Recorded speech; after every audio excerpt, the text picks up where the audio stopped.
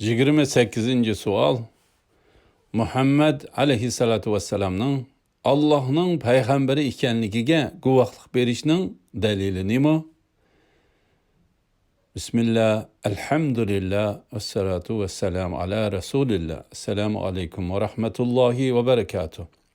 Tuvende dehtanlağa İmam Hafiz el-Hakemi rahimuhullah'ның İslam aqidasi haqida savol javoblar kitobidan İslam asosları babida 28. sual.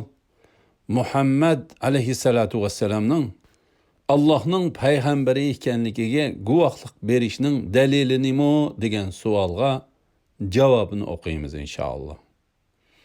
A'udhu billahi minashshaytonirrojim. Muhammed sallallahu aleyhi ve sellem'ның Allah'ның payg'ambari ekanligiga guvohlik berishning dalili nima? Cevap: Allah subhanahu ve teala bu haqda Sure Ali İmran 164. ayetide mundaq deydi. Euzu billahi mineşşeytanirracim. لقد من الله على المؤمنين إذ بعث فيهم رسولا من أنفسهم يتلو عليهم آياته ويزكيهم ويعلمهم الكتاب والحكمة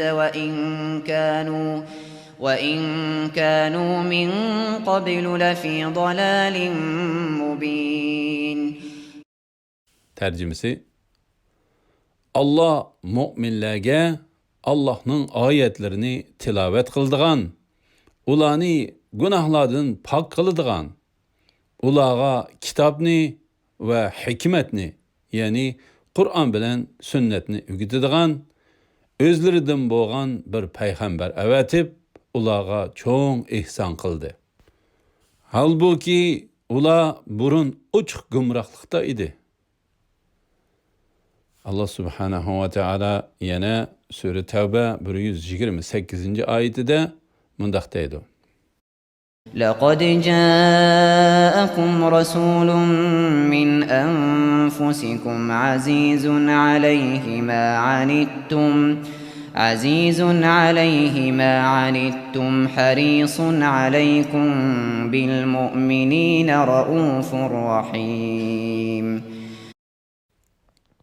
Tercümesi: Ey insanlar!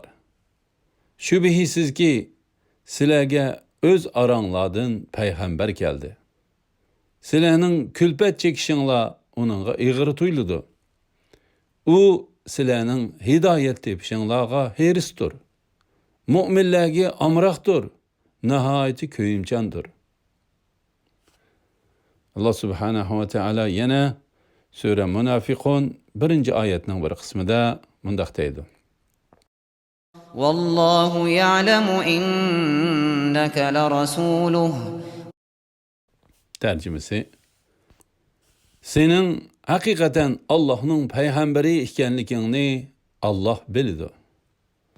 Elhamdülillah, yukarıda İslam akidesi hakkında sual cevaplar kitabıdan Muhammed aleyhisselam'ның Allah'ның paygamberi ekanligiga guvohlik berishning dalili nima degan savolning javobini angladinglar. Oxirini keyin qitimliq o'qishimizda davomlashtiramiz inshaalloh. Va sallallohu ala Muhammad va ala alihi va sahbihi va sallam. Assalomu alaykum va rahmatullohi va barakatuh.